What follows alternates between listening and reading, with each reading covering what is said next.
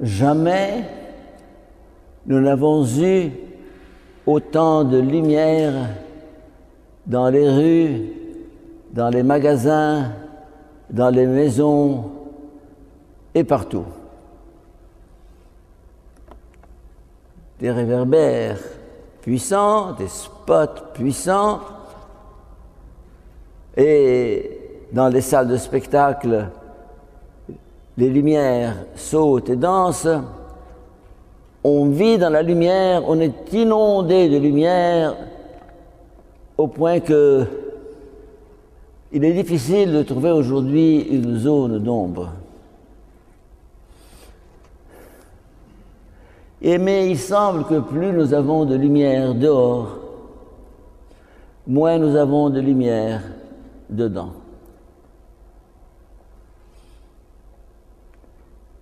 La lumière du dehors nous sort de nous-mêmes, nous projette hors de nous-mêmes, nous fait vivre à l'extérieur. La lumière. Plus on a de lumière, moins on est capable d'entrer en soi, de voir en soi et de comprendre. Ce que je dis de la lumière, je pourrais le dire de l'information. Des nouvelles, des journaux, télévision, des cadeaux, des liens, on ne sait plus quoi lire, quoi ne pas lire, quoi voir, quoi ne pas voir. On est mieux informé, oui, peut-être.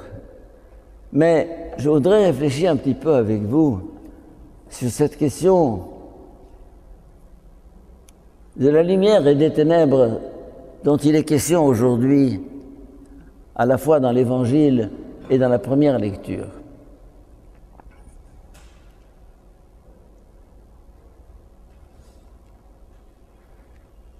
Je suis frappé de voir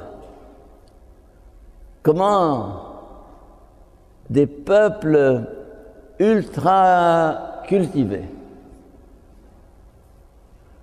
qui ont un bagage de connaissances et de culture qui remonte à des siècles, qui ont des bibliothèques entières, qui ont de l'information comme c'est pas possible, et qui aujourd'hui ne voient pas ou ne veulent pas voir. Il semble que plus on a d'informations, plus on est incapable de comprendre et de voir. Je pense à l'Europe en particulier. Je pense au Canada en particulier.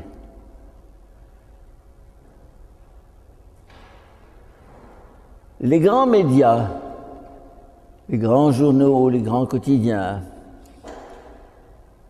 les chaînes de télévision que tout le monde regarde, ce qu'on appelle au journal de 20 heures ou ailleurs, vous présentent l'information comme une vérité certaine. TV5 a dit. Ah oui. Euronews a proclamé. Ah. Le journal Le Monde, le New York Times. Alors on dit, ah, je suis impressionné et donc je m'incline. Parce que, voilà, ces grands médias ont affirmé que. Je vais vous dire une chose que vous ne connaissez peut-être pas. Le jour de l'élection de Donald Trump, c'était le jour là-bas, mais chez nous c'était la nuit. À 2 heures du matin.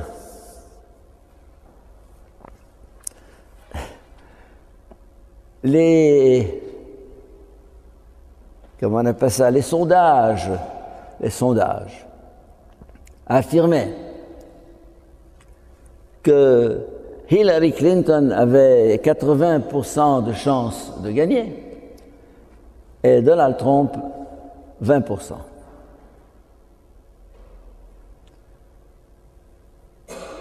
Et les gens se sont dit, ben voilà, c'est fini, les jeux sont faits, c'est terminé. 5 heures plus tard, à 7 heures du matin, Donald Trump est élu. Ah. Hein? Et le lendemain, le rédacteur en chef du New York Times à New York démissionnait, présentait sa démission en disant « Je vous ai menti ».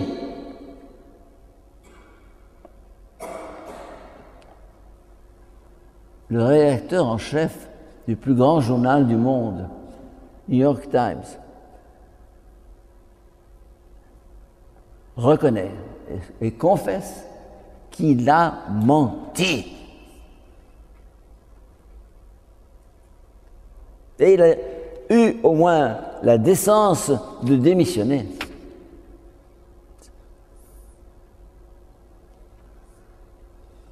Et nous croyons tous à ce que disent ces grands médias.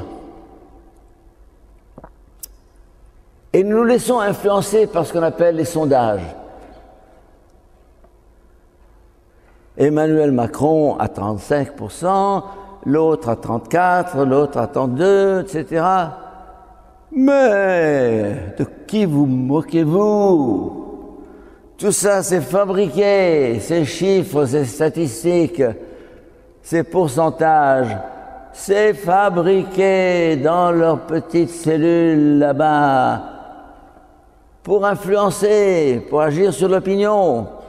Et les gens se disent « Ah, ben c'est fini, la bataille est perdue ». 80% à 2 heures du matin,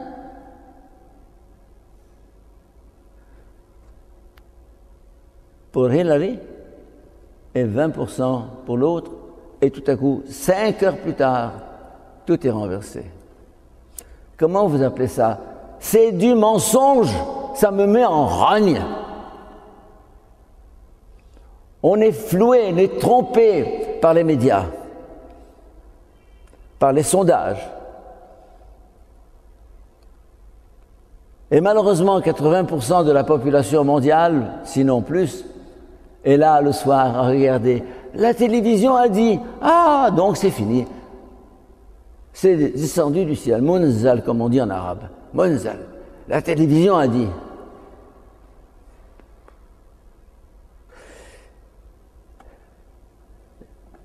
Les lectures d'aujourd'hui sur la lumière et les ténèbres devraient nous aider à réfléchir un peu à ce que c'est que la lumière et les ténèbres,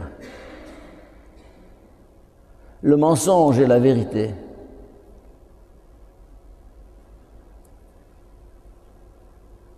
Si vous voulez dominer le monde, prenez l'information, dominez l'information, achetez l'information, car elle est achetée. Elle est achetée, tous ces grands journaux, médias sont grassement payés. Pourquoi? Parce que quand vous avez l'information, vous trompez tout le monde, et tout le monde vous croit, surtout quand ce sont des journaux et des médias prestigieux. Revenons à l'évangile d'aujourd'hui. Voilà un homme, un mendiant, aveugle de naissance. Il demande aumône. Jésus lui dit, prend de la boue, il le met sur ses yeux, il lui dit, va te laver. Et quand il va se laver, il revient avec une vue parfaitement normale. De naissance, c'est-à-dire que ça lui faisait 20, 40 ans, 60 ans qu'il était aveugle. Alors, les pharisiens, ça les met en colère. Comment admettre la chose? Alors, ils veulent inverser la vérité. Et alors, c'est ce qu'on appelle la mauvaise foi. La mauvaise foi a été très bien analysée par Jean-Paul Sartre. Je ne sais plus dans laquelle de ses œuvres. La mauvaise foi. Je vois ça et je dis le contraire. Je vois blanc et je dis noir. Ah! Non! C'est pire que le mensonge. C'est le péché contre l'évidence. C'est le péché contre l'esprit. C'est le péché contre la vérité. C'est comme si la balance que vous avez pour peser était faussée. Quand j'ai faussé la balance, eh bien, tout sera de travers. Mais la balance extérieure n'est rien par rapport à cette balance intérieure. Quelqu'un qui ne veut pas voir ne verra pas.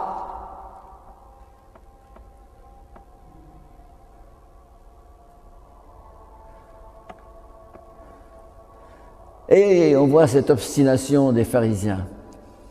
Qu'est-ce qu'il a fait? Il m'a fait ceci. Ah bon, etc. Depuis quand? Mais je vous ai dit. Et qu'est-ce qu'il vous a fait? Mais je t'ai dit! Ils ne veulent pas entendre, ils ne veulent pas comprendre. Et finalement, ils disent, cet homme qui t'a ouvert les yeux, tu penses que c'est quoi? Il dit, ben, je pense que c'est un prophète. Un prophète? Un prophète? Ah! Le péché contre l'évidence. Ou contre l'Esprit Saint, car Jésus a dit dans un autre passage, tous les péchés seront remis aux hommes, sauf un seul. Tous les péchés seront remis aux hommes, sauf un seul, le péché contre l'Esprit. Le péché contre l'Esprit, ça veut dire le péché contre l'évidence, le péché contre la lumière. Nous avons chanté au début de cette messe un cantique magnifique. Lumière pour l'homme aujourd'hui, qui vient depuis que sur la terre, il est un pauvre qui t'espère, atteint jusqu'à l'aveugle en moi. Car nous pensons souvent que tout ce discours que je tiens, ça s'adresse aux autres. Mais je me surprends souvent en flagrant délit de duplicité. Je me trompe, je trompe les autres, je fais semblant. C'est subtil. Quand on ne veut pas voir quelque chose, on l'habille de toutes sortes de choses. Quand on sait que ce chemin va vous envoyer au diable, que ce chemin est un chemin glissant qui va vous faire perdre votre âme, et que vous le prenez quand même, juste pour voir, pour essayer, eh bien, c'est la duplicité, la mauvaise foi. On se trompe. On fait comme si, mais tu sais que c'est faux. Tu sais que tu te trompes. Tu sais que tu joues avec le feu. Alors, nous avons vu un peu la même chose ici en Égypte. J'ai parlé de Donald Trump et de Hillary Clinton, mais quand je pense à la révolution du 30 juin 63, pas 63, 2013. Bon. Abdel Fattah el-Sisi, voyant que une portion importante du peuple égyptien réclamait l'éviction de Morsi, a senti que c'était de son devoir de défendre la révolution, de défendre l'opinion du peuple, la volonté du peuple. Alors, il a pris le pouvoir pour passer ensuite à des élections, etc. Aussitôt, tous les grands médias internationaux qui soutenaient Morsi pour des raisons économiques, financières et d'intérêt stratégique. Oh, coup d'État militaire, coup d'État militaire. Mais mes chers amis, est-ce que vous avez étudié l'histoire? Est-ce que vous avez découvert qu'une seule fois dans l'histoire humaine, depuis Adam et Ève jusqu'à aujourd'hui, il y a eu une révolution, plutôt une manifestation, de 33 millions d'hommes dans les rues? Alors si c'est pas ça la volonté du peuple, c'est quoi? Alors j'avais beau expliquer en Europe, mais c'est une volonté populaire, ce n'est pas un coup d'État militaire, etc. Mais non. Là encore, l'opinion en Europe est flouée, trompée, biaisée. Ah. Vous savez, il n'y a rien de pire qu'un préjugé. Et en Europe, je me trouve de plus en plus devant un mur qu'on appelle le politiquement correct, qu'on appelle la gauche libérale. Une idéologie. Une idéologie, c'est quoi? C'est une pensée toute prête, toute faite, qui est la pensée dominante. Celui qui ne pense pas dans cette ligne est un imbécile. Donc je suis un imbécile. Parce qu'il faut penser comme ça. Il faut penser comme ça. Mais lentement, l'Europe commence à ouvrir les yeux. Oh, que de temps lui a-t-il fallu pour ça? Et c'est pas fini. Là encore, la manipulation de l'opinion, pas seulement par les sondages, mais par cette idéologie de la gauche libérale, une idéologie un peu comme celle des frères musulmans, c'est la même chose. En Occident, vous avez l'idéologie de la gauche libérale. Chez nous, dans nos pays, vous avez l'idéologie des frères musulmans. C'est la même chose. La même incapacité de réfléchir. On vous a mis le cerveau dans une case, dans une cage. On a fini. Tu es enfermé là-dedans. Celui qui a une autre voix, une voix discordante, comment? Père Boulade? Oh, vous croyez intelligent, mais qu'est-ce qui se passe? Ben, je suis moins intelligent que vous le pensiez.